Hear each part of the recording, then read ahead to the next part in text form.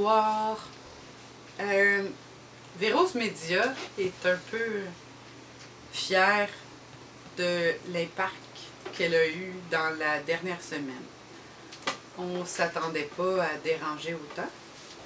En fait, on a juste résumé notre message qu'on a fait dans les capsules « Mon corps, ma vie et mes choix » avec notre charmante nouvelle alliée Pascale Cormier. On a écrit une lettre pour parler un peu et remettre les pendules à l'heure. Je pense qu'on a énormément à faire. Ça va être un gros contrat. C'est triste de voir que notre société est encore boquée à ce niveau-là. Parce que, en fait, on prétend avoir avancé, on prétend s'être libéré. Où ça? Comment? Je ne le perçois pas et des fois, ça me fait mal au cœur de dire qu'on est supposé d'être une société civilisée et en avant de notre temps. Ah, ouais. En fait, j'ai eu de la peine de voir qu'il y a des gens qui veulent encore contrôler tout ce qui les dérange, tout ce qui ne pense pas comme eux. On est une société à part entière. On est des êtres différents qui essaient de s'unir sous un front commun. Le problème réel est probablement notre perception de tout ça. Il y en a qui ont des souffrances, il y en a qui ont des belles histoires. Mais on semble oublier encore l'être humain qui est derrière tout ça. Moi, c'est ça qui me dérange le plus.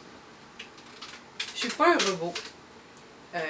J'ai connu beaucoup de piliers du travail du sexe, entre guillemets. Et je pense qu'on oublie sincèrement de visualiser qu'il y a des humains derrière ce qu'on veut diriger, ce qu'on veut faire semblant de comprendre. Qui sommes-nous pour juger quand il y a deux adultes consentants et qu'il n'y a aucun crime? Parce que pour moi, un besoin d'affection, un besoin de tendresse, un besoin de sexualité, un besoin humain, ça ne mérite pas d'être criminalisé. Je pense qu'on vit dans une société qui se veut de droit, qu'on prétend démocratique. J'ai un peu mal au cœur de dire ça quand je vous le dis, en fait, parce que même depuis qu'on a choisi de s'exprimer, Véros Média, donc moi et mes deux acolytes, mes partenaires de crime, on est catégorisé mauvaisement, on est catégorisé pimp, syndicat de travail du sexe et je ne sais pas quoi. En fait, on veut juste représenter la société, des citoyens, des gens qui sont muselés et qui ne peuvent parler. C'est difficile de subir la censure. Le silence qu'on nous ordonne parce qu'on ne pense pas comme les médias, parce qu'on ne pense pas comme la majorité, on nous l'oblige. On nous force à. On est censuré à peu près partout. Et on n'a à peu près jamais manqué de respect, puis même, je dirais, jamais. Parce que les insultes ne font pas partie de notre culture et on ne veut pas ça de toute façon. Nous sommes contre l'intimidation et tous ces trucs violents et dérangeants. Mais j'aimerais aussi qu'on comprenne qu'il y a une autre réalité dont on ne parle peu et dont les médias et tout ce qui est avec les conservateurs ou qui peut être subventionné ou qui peut être de l'autre côté du miroir ne veulent pas entendre. Je suis pas tout seul. Je parle en mon nom, bien sûr. Véro. Vous connaissez pas mon nom autrement. C'est comme ça que je me présente.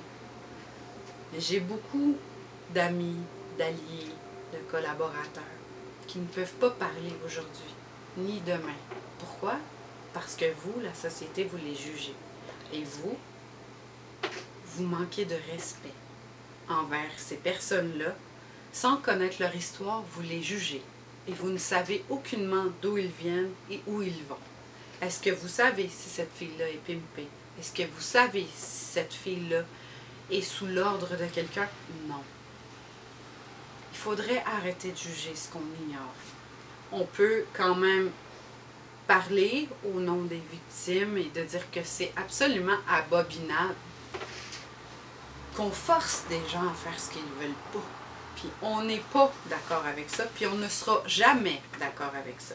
C'est pourquoi d'ailleurs nous appuyons la Maison Mélanie, qui est une charmante personne avec qui j'ai eu la chance de parler énormément. Et si j'avais une référence à faire, c'est là que je vous référais aussi. Il est temps qu'on arrête les préjugés.